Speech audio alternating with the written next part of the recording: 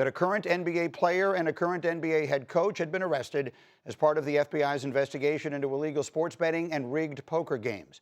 Chauncey Billups, who was head coach of the Portland Trail Blazers, and Terry Rozier, an active player for the Miami Heat, were among 34 people arrested. The NBA has placed both of them on leave. Billups was released from custody late yesterday. He's accused of being the face of a poker scheme backed by organized crime that defrauded victims of more than $7 million. Rozier has been accused of informing a bettor he would pull himself from a game in March of 2023 with an injury. That information was then allegedly used to wager on Rozier's unders.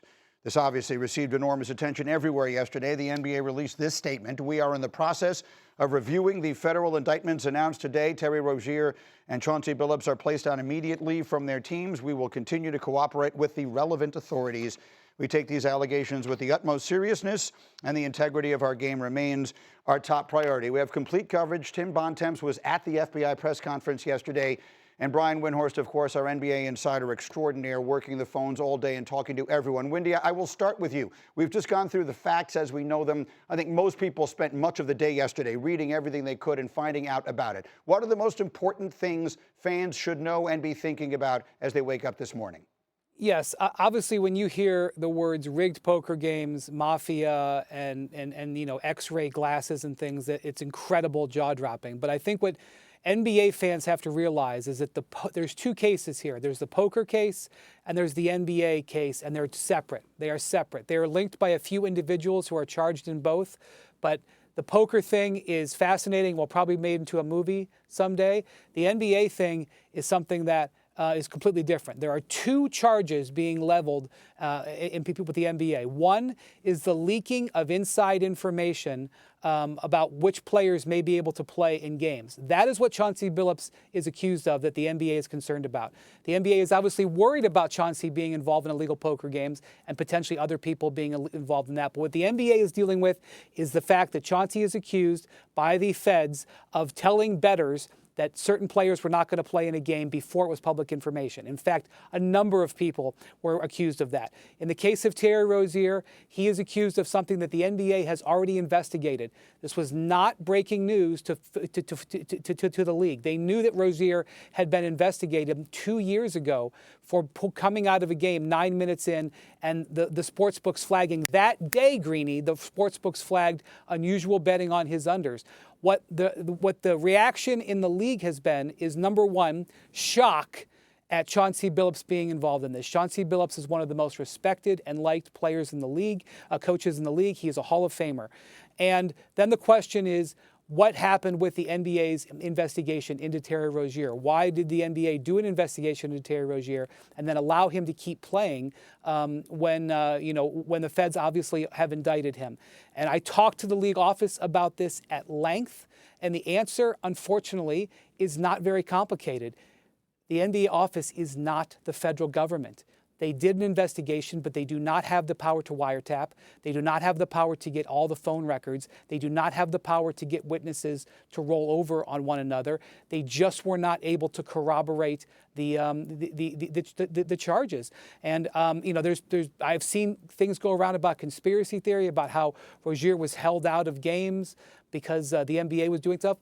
Unfortunately, it's just that the NBA ain't the feds. And that is definitely something to worry about and be concerned about. Is gambling is more a part of our lives. But that, unfortunately, is the simple and direct answer. You were there for the FBI's press conference. Fill in whatever holes are missing here. What else do the fans know? Yeah, so as Brian just laid out there's two parts to this story, right? On the one hand, you have the proliferation of inside information and guys knowing what's going on with the team before the public does and being able to give that to bettors to get an advantage. The other thing is a guy, obviously, what's indicted with, or what the implications are for Terry Rozier, being a player who's able to manipulate their own situation and, be able to bet the unders, right? If you know a guy's going to be out after 9 or 10 minutes, you can bet the under, you can make a profit on that. So, to me, the two questions going forward for the NBA in terms of an on-court reaction to this. One is there going to be more stringent requirements for teams to announce what's going on with players?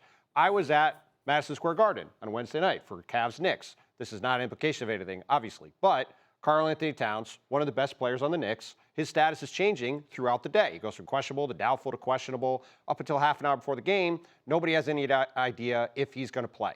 Does the NBA need to change that? Do they need to have that decision be made hours earlier so then everybody knows, okay, this guy's going to play, and then there's no ambiguity there? The other thing is, when you look at the way the Adam Silver earlier this week talked about prop betting and something that is a concern that he has in terms of being able to try to regulate that more. Will there be more of a push by the NBA to limit the ability for prop betting to happen? The other gambling thing that's been happening in the NBA the last couple of years, the other story involved with this is the Chauncey Porter story from a year or two ago. Right. He was banned for life. That also involved prop betting, right? So these are the two things that the NBA has to wrestle with going forward. And those, to me, going forward in terms of what's the impact for fans, those are the two stories here in terms of how we got here, how these indictments happened, and is there a way for the NBA to prevent something like this from happening again in the future? Where do they go from here, Wendy? Where does it go next? Yeah, so the NBA is going to have to definitely re-examine its policies, because here's the thing, Greeny, there's this soft target that has existed, frankly, for decades.